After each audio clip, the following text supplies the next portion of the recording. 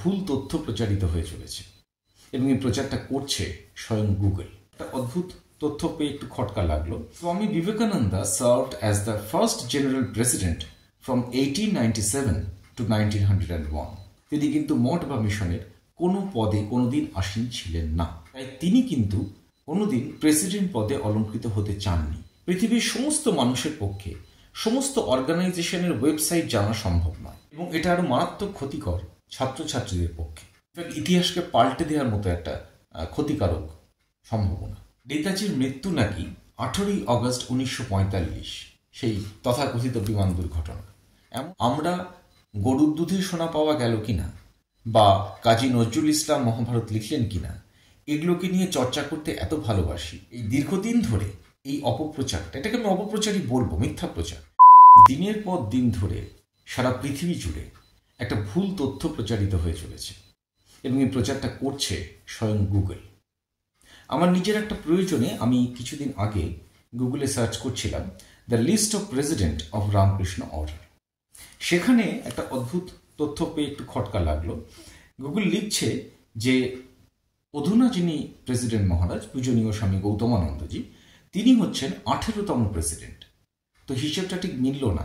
আমি একটু detail check করে দেখলাম একটা মারাত্মক তথ্য। গুগল জানাচ্ছে স্বামী Vivekananda served as the first general president from 1897 to 1901। কি মারাত্মক ভুল তথ্য একবার ভেবে দেখুন। প্রথমত, এই জেনারেল প্রেসিডেন্ট বলে কোনো পদ আদৌ রামকৃষ্ণ মঠ বা মিশনে আছে কিনা সে ব্যাপারে যথেষ্ট সন্দেহ।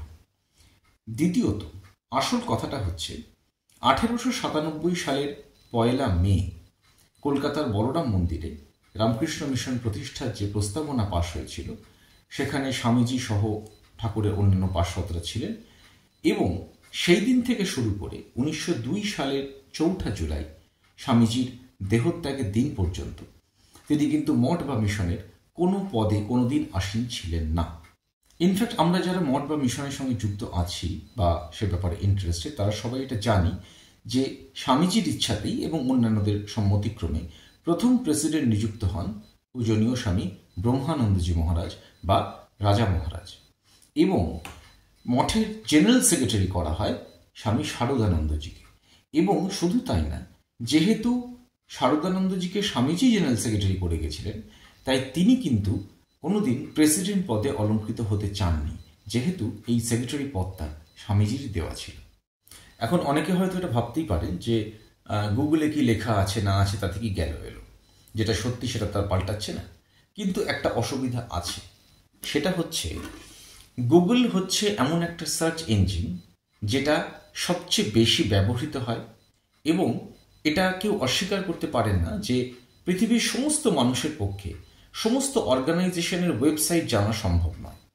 ফলে সে যদি ইমিডিয়েটলি কোনো তথ্য পেতে চায়, সেটা একদম কোনো বাড়ির ঠিকানা থেকে শুরু করে কোনো মহাকাশের গ্রহ পর্যন্ত, তার ফার্স্ট অপশনটা থাকে কিন্তু গুগল। এবং এটা আরো মারাত্মক ক্ষতিকর ছাত্রছাত্রীদের পক্ষে। আমাদের প্রত্যেকের বাড়িতেই কোনো না কোনো ছাত্রছাত্রী আছেন, বিশেষ করে যারা স্কুলের ছাত্রছাত্রী। আমরা অনেকেই জানি যে আজকের পড়াশোনাটা প্রজেক্ট নির্ভর এবং এই প্রজেক্টের জন্য অনেক সময় তাদেরকে গুগলের শরণাপন্ন হতে হয় বিভিন্ন তথ্য বা ছবির জন্য। সেক্ষেত্রে গুগলে যদি এরকম একটা ভুল ইনফরমেশন দেওয়া থাকে, তাহলে সেটা শুধুমাত্র আগামী প্রজন্মের পক্ষেই ক্ষতিকর না, সমগ্র মানব সভ্যতার ক্ষেত্রেই অত্যন্ত মিসগাইড করার মতো একটা বস্তু, ইনফ্যাক্ট ইতিহাসকে পাল্টে দেওয়ার মতো একটা ক্ষতিকারক সম্ভাবনা। এবং গুগলের এই ভুল তথ্য প্রচার কতটা মারাত্মক দেখুন। স্বয়ং নেতাজি সুভাষচন্দ্র বসুও এর বাইরে যান।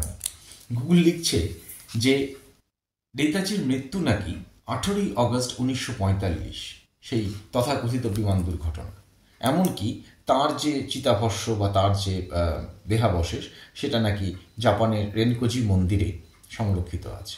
তাহলে বুঝতেই পাচ্ছেন যে এই ধরনের তথ্য গোটা পৃথিবীর ইতিহাসকে বিপথে পরিচালনার পক্ষে কতটা সহায়ক।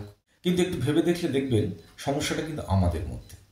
আমরা গরুর দুধে সোনা পাওয়া গেল কিনা বা কাজী নজরুল ইসলাম মহাভারত লিখলেন কিনা, এগুলোকে নিয়ে চর্চা করতে এত ভালোবাসি বা এত ব্যস্ত থাকি যে তথ্যগুলো সত্যিই মারাত্মক, আমাদের জাতির ইতিহাসকে পাল্টে দিতে পারে, আমাদের সারা পৃথিবীতে আমাদের পরিচয়কে পাল্টে দিতে পারে, এগুলো সম্পর্কে আমরা I am sorry to say আমরা অত্যন্ত উদাসীন।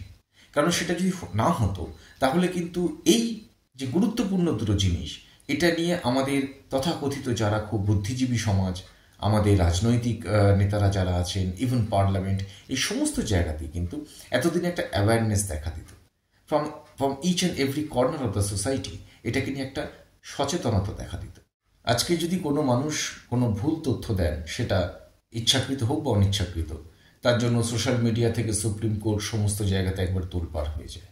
কিন্তু এই যে গুগলের দেয়া যে ভুল তথ্যগুলো, যেগুলো আমরা প্রতি মুহূর্তে গিলে চলেছি, প্রয়োজন বলে খাতাতেও লিখে চলেছি, এগুলো নিয়ে কিন্তু আমরা কমপ্লিটলি খুব উদাসীন থাকি। এটা আমরা বলতে বাধ্য হচ্ছি, কারণ সেটা যদি না হতো তাহলে গুগলের মতো এত বড় একটা সংস্থা, এত বড় একটা বিজনেস অর্গানাইজেশন এই দীর্ঘদিন ধরে এই অপপ্রচারটা, এটাকে আমি অপপ্রচারই বলবো, মিথ্যা প্রচার, এই মিথ্যা প্রচারটাকে চালিয়ে যেত না। এবং আমি গুগল কর্তৃপক্ষকে আমার এই ভিডিওটার মাধ্যমে জানাতে চাই যে তাদেরকে একটু সচেতন করতে চাই ব্যাপারটাতে, যে আপনাদের তো বিশাল বড় টিম, সারা পৃথিবী জুড়ে আপনাদের টিম কাজ করে, আপনাদের তো টেকনোলজির অভাব নেই, আপনাদের ম্যান পাওয়ারের অভাব নেই। কোনো তথ্যকে পৃথিবীতে প্রচার করার আগে সেটা সম্পর্কে ভালো করে জেনে নিয়ে তবে সেটাকে প্রচার করাটাই আমার মনে হয় ভালো, এবং সেটাই উচিত। কারণ এই ধরনের তথ্য কিন্তু পরবর্তীকালে ভুল জানা জেনারেশনের জন্ম নেবে, এবং তার ফলে ভবিষ্যতে পৃথিবীর ইতিহাসটা বিকৃত হবে। এটা কারোর কাছেই কাম্য।